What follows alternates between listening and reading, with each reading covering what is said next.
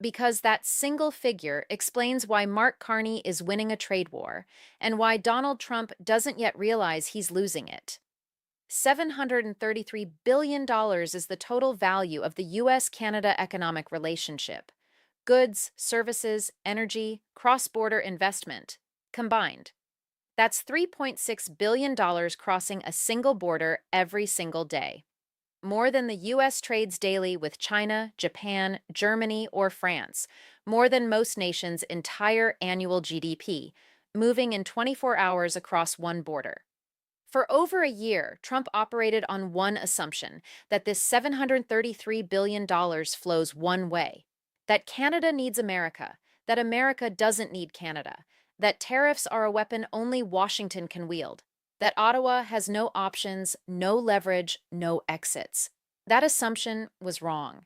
And a document reportedly circulating inside Canada's trade ministry, referred to internally as the leverage architecture, proves exactly how wrong it was.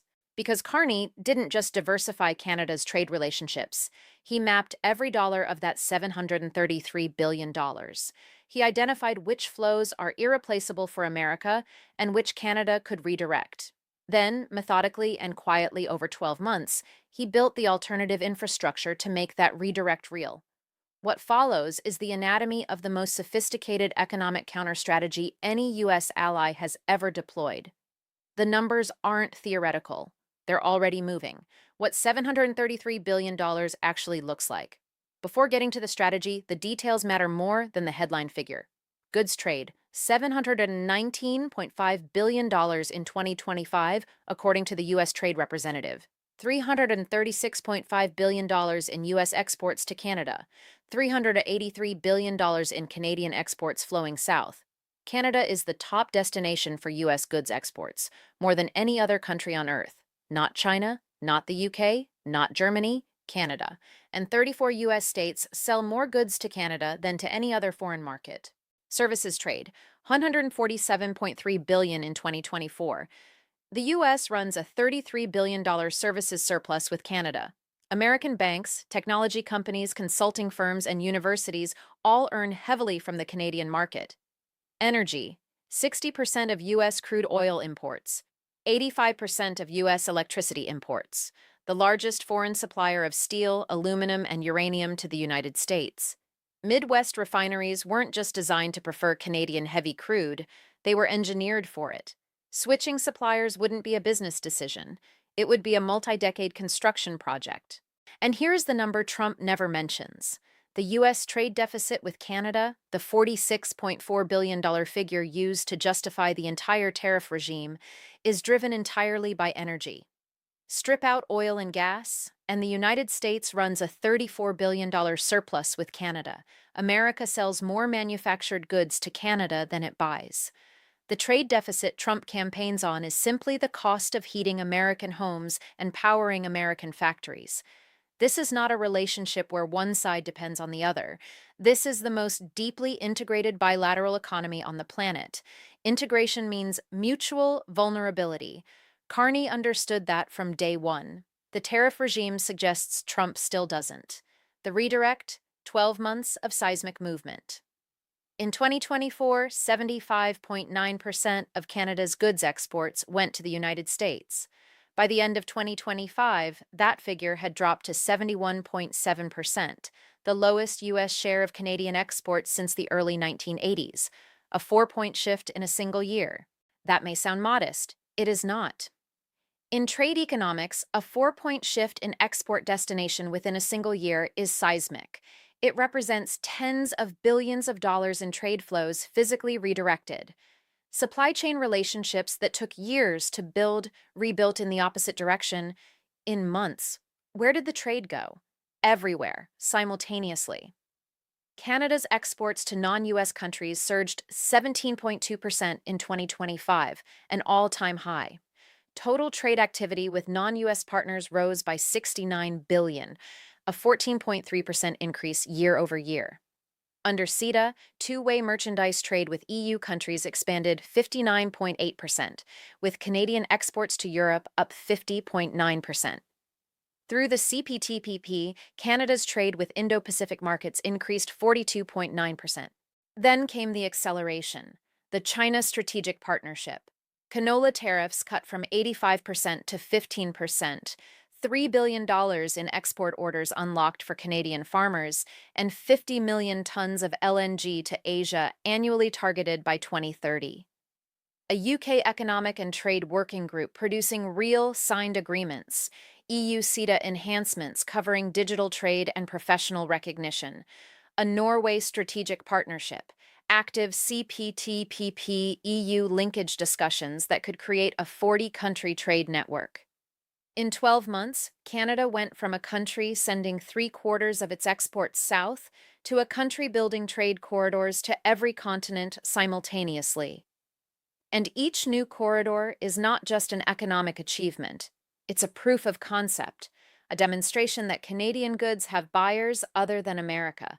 That demonstration is the foundation of the leverage architecture. The map. What America cannot replace. Not all $733 billion in bilateral trade is equally vulnerable. Some flows are easily replaceable, some are not. And the flows that are irreplaceable, overwhelmingly, are the ones where Canada sells and America buys. Energy, 3.8 million barrels of crude oil per day flowing south. U.S. Midwest refineries are molecularly engineered for Canadian heavy crude. Switching suppliers would require more than $50 billion in refinery retrofits and years of construction. No alternative supplier can replace this volume at this specification within 5 years.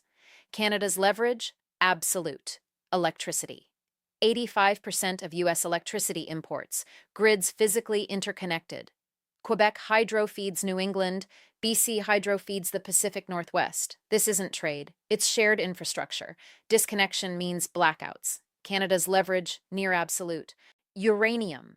Canada supplies approximately 38% of global uranium and is the largest foreign supplier to the United States. With nuclear energy experiencing a renaissance driven by AI data center power demand that is accelerating, not leveling, this leverage is growing, not shrinking. The next industrial century runs on electricity. Much of that electricity will come from nuclear power. The fuel comes from Canada. Critical minerals, lithium, cobalt, nickel, rare earths.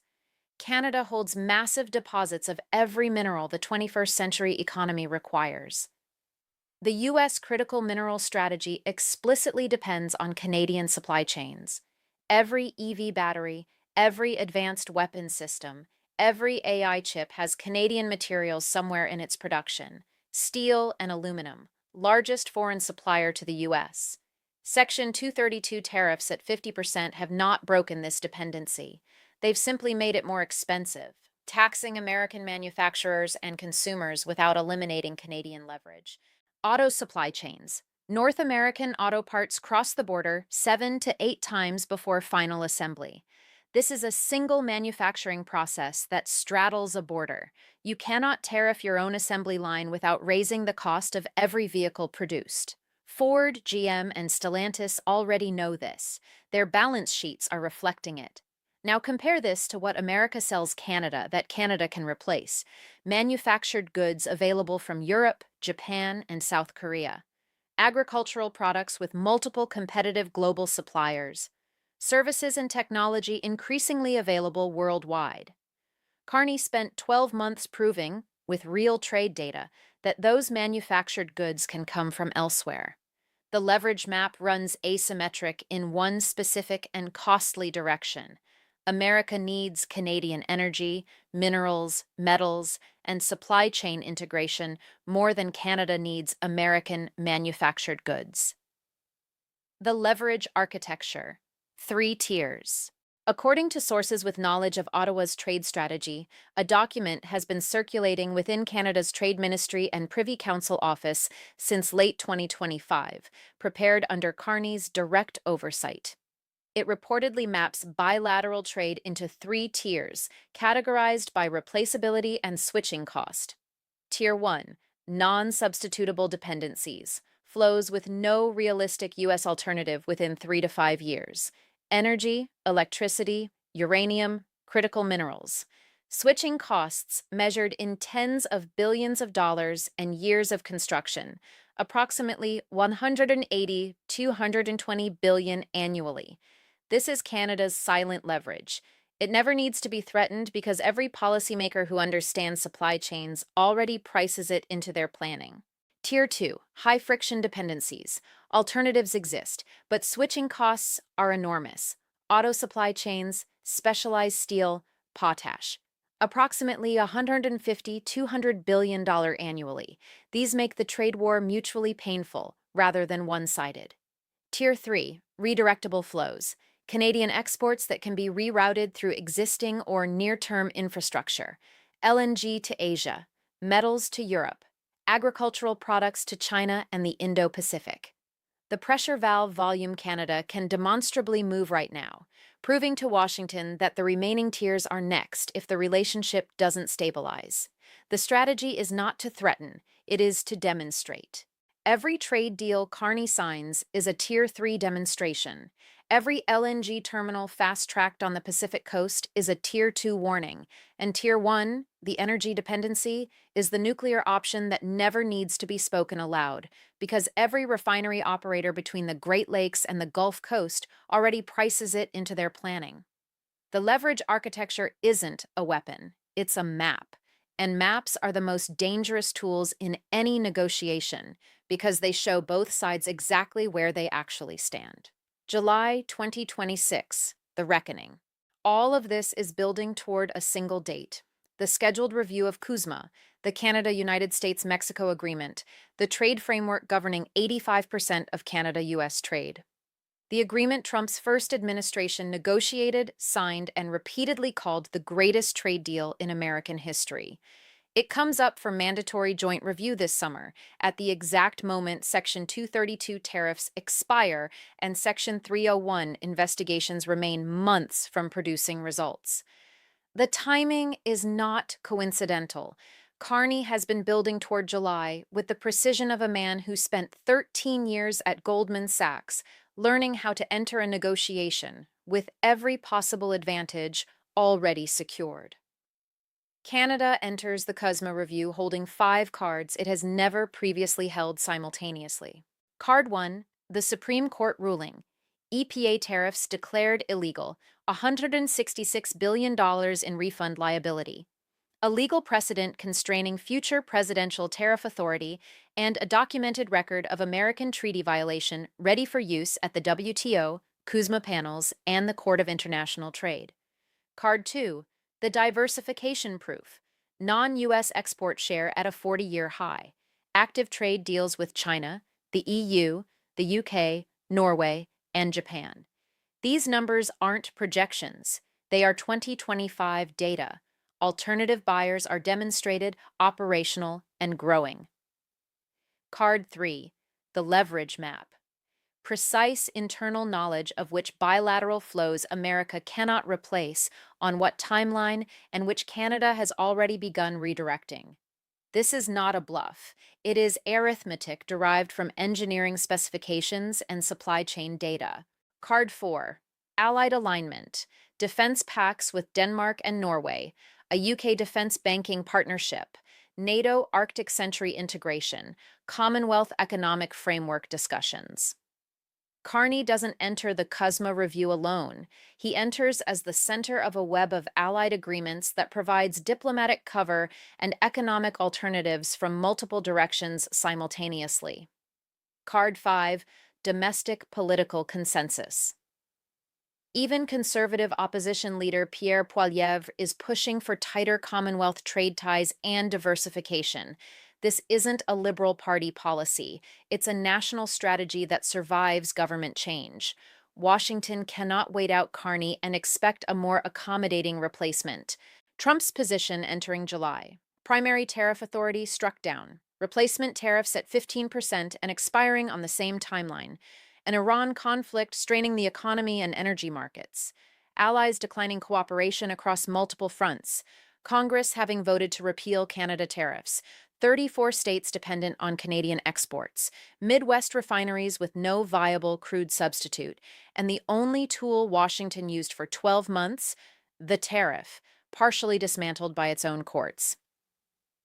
The state-by-state reality.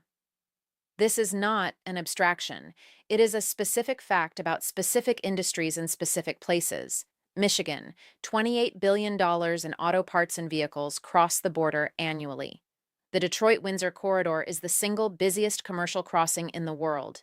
Every auto parts tariff raises the cost of every vehicle assembled in the state. The Gordie Howe Bridge, built entirely at Canada's expense, was designed to increase that flow.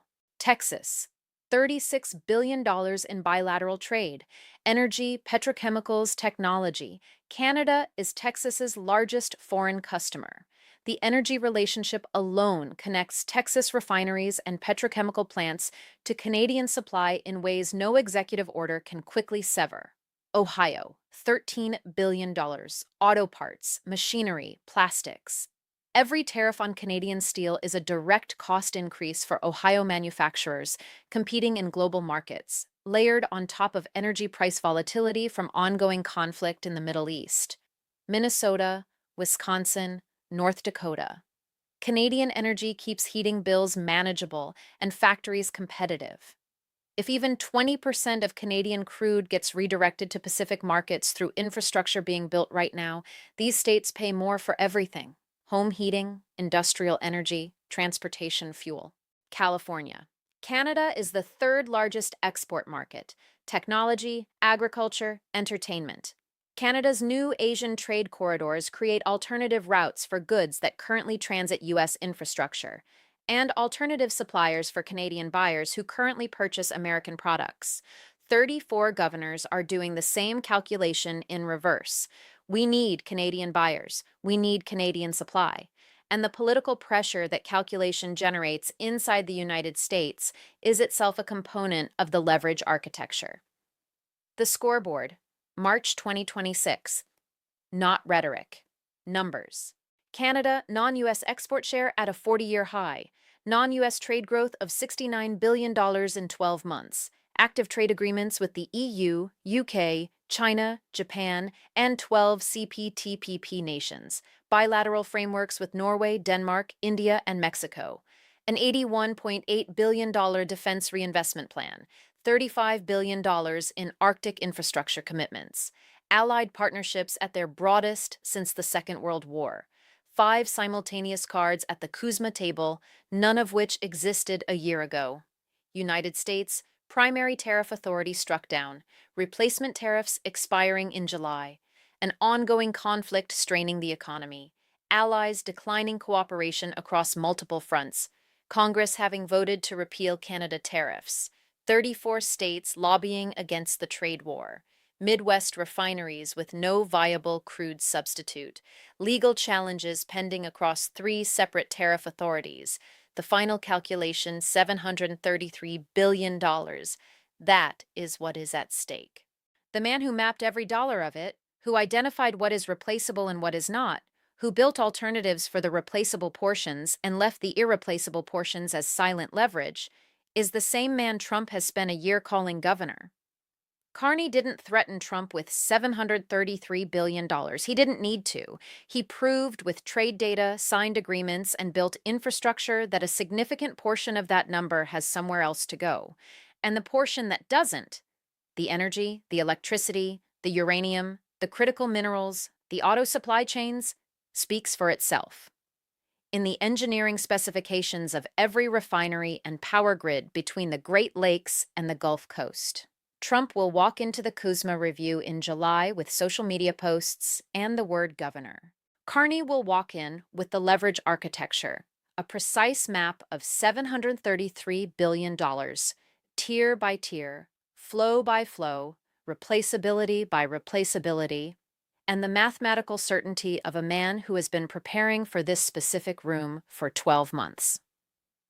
When both men sit down in July, one of them knows what every number at that table is worth. The question is whether there's anything the other can do between now and then to change that. Because if the leverage architecture is already complete, The trade deals already signed, the infrastructure already built, the allied agreements already in place, then July isn't a negotiation. It's a reckoning.